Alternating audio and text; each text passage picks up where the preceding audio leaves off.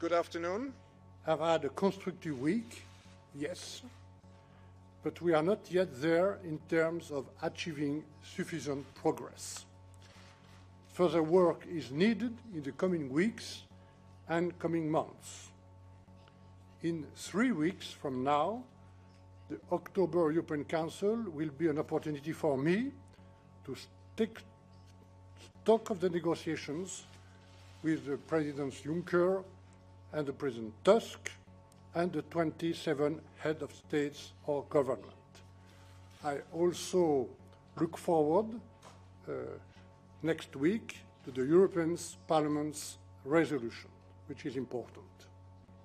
I hope that the new dynamic created by Prime Minister May's speech in Florence will continue to inform our work. The European Union, David Davis, to whom I will give. And the UK explained also that it is not in a position yet to identify its commitments taken during membership. For the EU, the only way to reach sufficient progress is that all commitments undertaken at 28 are honored at 28. I believe that thanks to the constructive and determined manner in which both sides have conducted these negotiations, we're making decisive steps forward. After 4 rounds, when I look across the full range of issues to do with our withdrawal from the EU, I'm clear we've made considerable progress on the issues that matter: increasing certainty for citizens and businesses, providing reassurance to our EU partners in regards to our mutual financial obligations, and agreeing to some of the key principles in relation to issues arising for Northern Ireland and Ireland. Now, I make no secret of wanting to talk about the future and the importance of this to business and citizens in both the European Union and the United Kingdom. The Prime Minister's speech sets out the scale of our ambition here, as well as a proposal for a simple, clear, time-limited period of implementation. To whom I will give the floor straight away. Secretary. Thank you. Now under pressure to pay an additional £10 billion to Brussels. EU data reveals the cost of pensions liabilities rose by 5.4% last year to a total of £59 billion.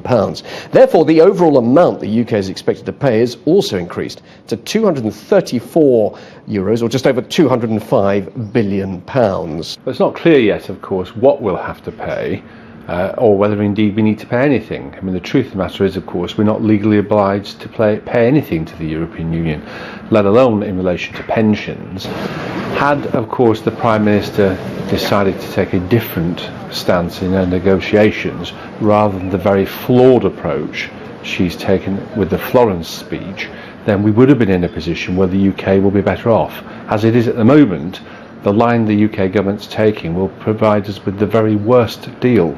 There have been only a handful of net contributors to the European Union, and the UK is the second largest contributor in financial terms and has been for decades. So we've invested in the European Union and invested in European Union infrastructure. So there's a very good argument for saying they should be paying us, not the other way around. They should have to pay for the capital investment that we've inputted into European Union buildings, for example, into programmes that have produced results and so on.